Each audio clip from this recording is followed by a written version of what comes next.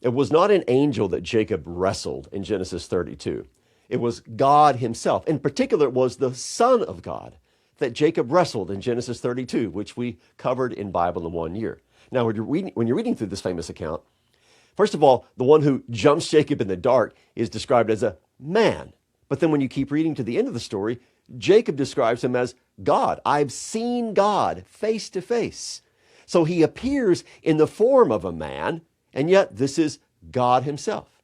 Now, when the prophet Hosea reflects back on this incident, he also adds that it is the messenger, in Hebrew, the malach, who wrestles with Jacob.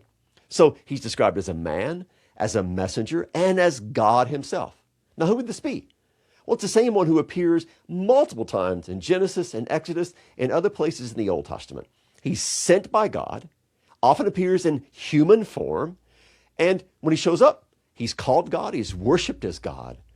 Well, who else would this be but the Son of God, who appears not just in the New Testament as one of us in his incarnation, but he appears temporarily throughout the Old Testament in these Christophanies, these Christ appearances, just like he did to Jacob when he wrestled with him in Genesis chapter 32. You see, Christ has always been coming to his people, appearing to them and speaking with them. And in the case of Jacob, wrestling with him, because the Son of God has always wanted to be in the midst of his people, just as he is today.